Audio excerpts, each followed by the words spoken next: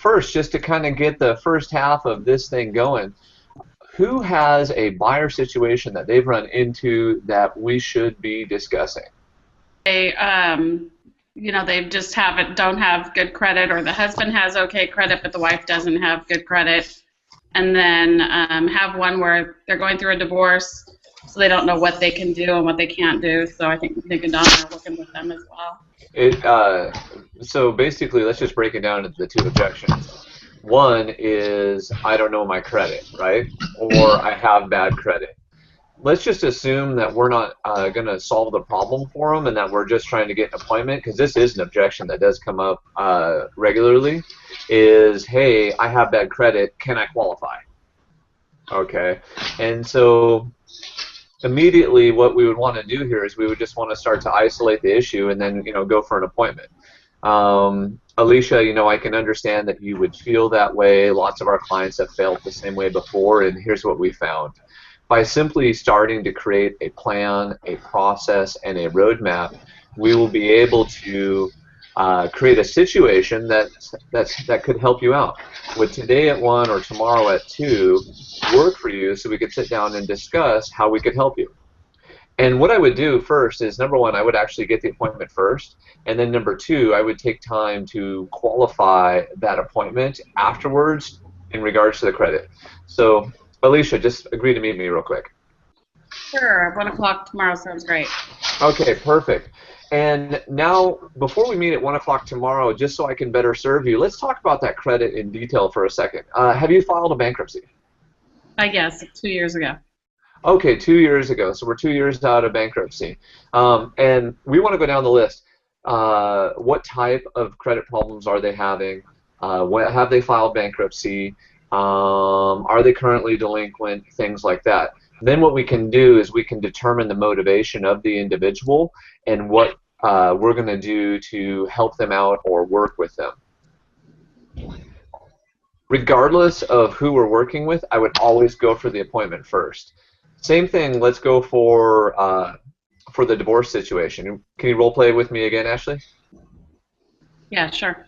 Okay, so perfect.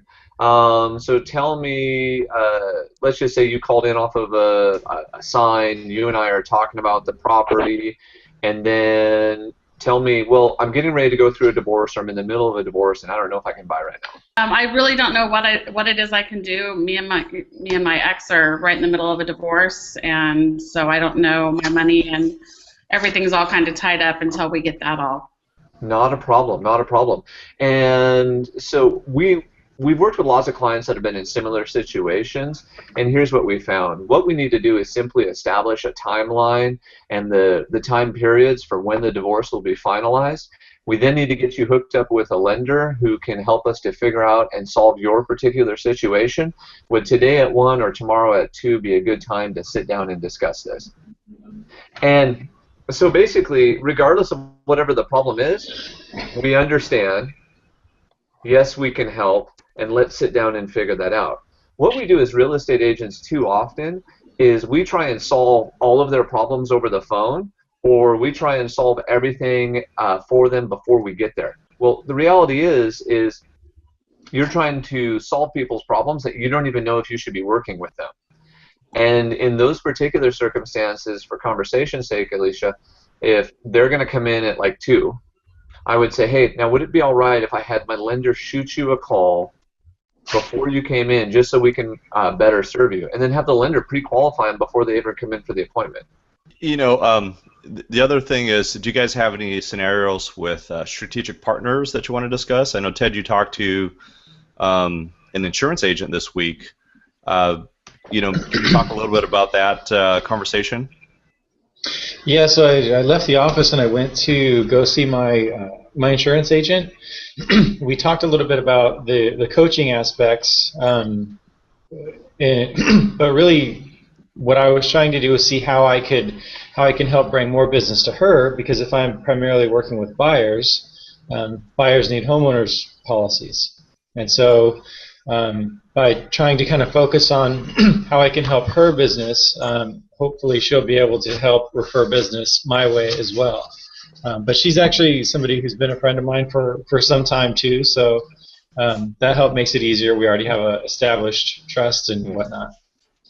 To another way to say the exact same thing there, Rylan, is, hey, Rylan, when an opportunity presents itself, do you have a real estate agent of choice that you prefer to work with? Awesome. And what both Rylan and I are asking for there is, do they already have an exclusive relation? Oh.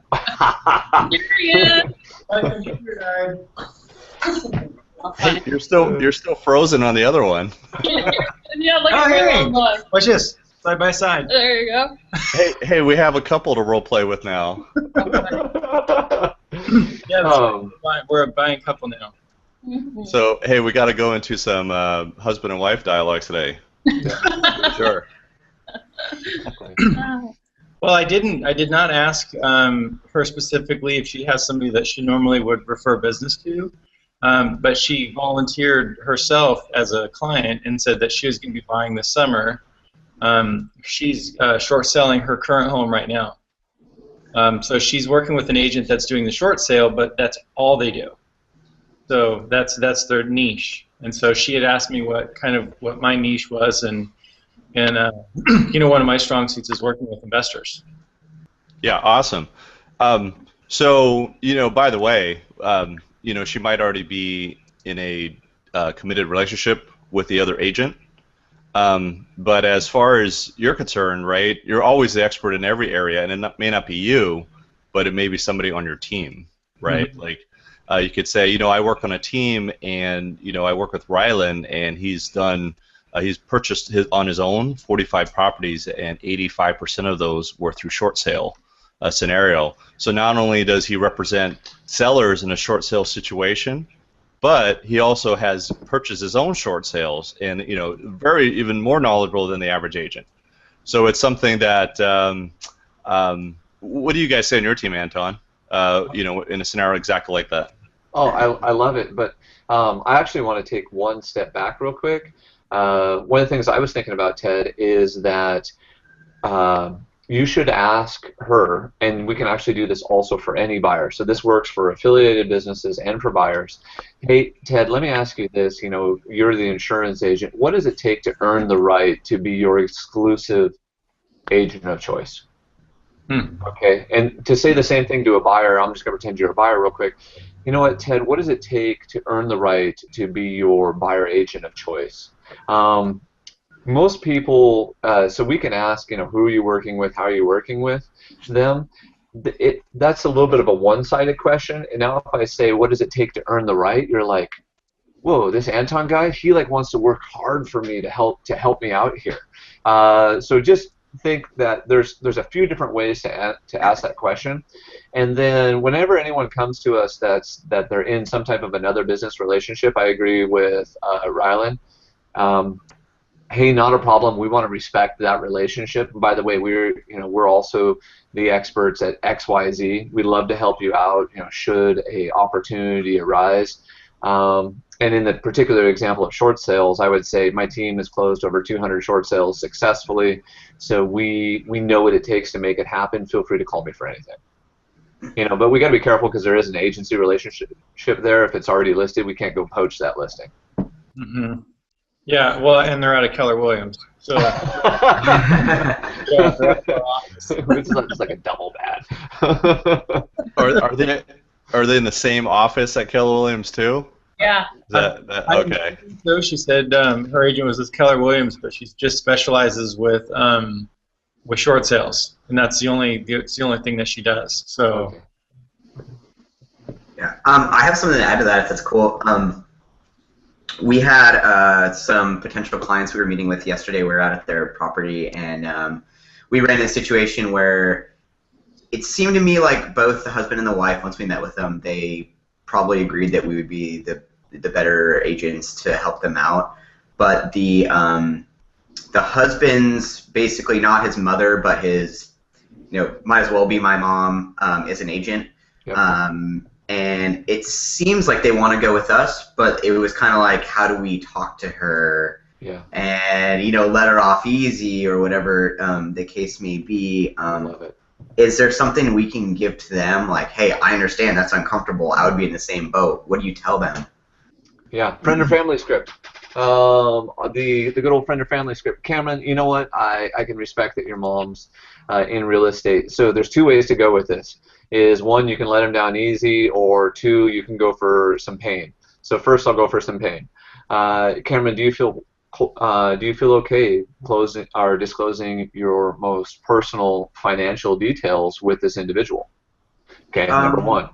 Yeah. Hey, hold on, I'm just going to give you scenarios. Okay. Number two, what will happen to the relationship if this deal doesn't work and it breaks? Mm-hmm. Okay. Is it worth buying a home and damaging the relationship? Yeah.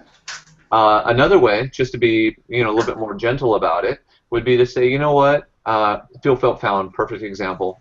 Cameron, I understand how you feel, and other buyers have felt the same way before, and here's what we found. As professionals, what we can do on your behalf is we can call and let them down easy, or if you'd prefer to discuss it with them directly, that's fine too. And then I would literally grab pen and paper and slide it across the table. Nice. Well, I'm serious, because what they're saying is, Cameron, I want to list with you, and yet I don't necessarily feel comfortable right now. So what you do is you just help them through that. Excellent. Yeah. Don't worry. I'll take care of you. Would you prefer me to call them or you to call them? And then slide pen and paper across table. Get it signed. Anyone else have anything? So is that was he talking mostly about buyer working? These guys are actually moving to California, so they were going to list their property to sell it, and they're kind of like, they're not about really making the money. They wanted to break even and have it on a really good time. And when we started talking to them and showing them what we do and what our stats look like, she's like, well, we don't want to use our other agent and let it sit for 3 months. So that's kind of, I think, where they both, by the time we talked to them, it seemed to me like they wanted to go with us, but just didn't know how to talk to each other. And Ted, this will work for a buyer or a seller, because especially as the market continues to heat up. Back in like 2006, I think people had more real estate licenses than actual driver's licenses out there. So everyone and their mother gets a real estate license.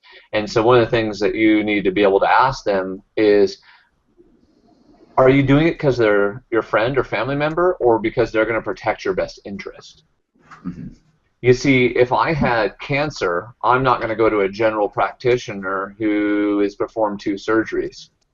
I'm going to go to the man or the woman that specializes in that, who's done thousands of them, who I know is going to give me a proven result. Mm-hmm. I was talking to my my chiropractor the other day, who's also a pretty good friend of mine. Yeah. And I've done a lot of work with him in the past as a general contractor. And he and I have a mutual friend that's also an agent and that is currently listing one of his investment properties. And when I talked to him the other day, I was telling him how I got my business up and running, and I'm getting going as a as a real estate broker. And I said, I know you have a certain level of dedication that you have with Drew, yep. But if there's anybody that comes along your way that you feel like I might be a good fit for, I'd be happy for the referral. And he actually gave me the objection as to why he doesn't want to work with Drew anymore. Wow. So he was like, well, Drew's kind of a drop in the ball, and I don't think I want to use him again. So even though I said I know you have this dedication and loyalty to him, I'd still be happy for the referral. He kind of said, I don't want to give any business to Drew. Wow. Not a problem. I would put that listing in the cart in the MLS that says listings to follow, and the second it expires, call. And then just in that exact example, same exact script. Ted, what does it take to earn the right to be your real estate agent of choice in the future? And I get that things may or may not be working out with your current agent. I just want to be there to help and support your friends and family when you are ready. Mm-hmm. And a lot of the times, whether it is a buyer or a seller, they're going to tell you the criteria that they're looking for and what will cause them to be pleased with the transaction. Yeah, well, this is a great script because right now I'm still going through my sphere, and like half of the people I'm contacting in my sphere are all business owners. Yeah. We're all people that are dealing with the public on a regular basis, and so that's what I'm going for. Is I want to be your agent that Yeah. you grow your business to. So. Well, then say it to me. Tell me the script I just said to you back. Okay. So Anton, what would it take for me to earn your business and be your broker of choice? You know what, Ted, for us, it's really simple. We just need someone to return our phone calls. We need to know that you're going to negotiate on our behalf, and that if I refer someone to you, you'll get back to them in 24 hours. Okay. That's really it. So they either, one, they either answer the question and tell you exactly what they want, or two, subliminally, they just go, okay, wow, you know, Ted, Anton, those guys are working on my behalf.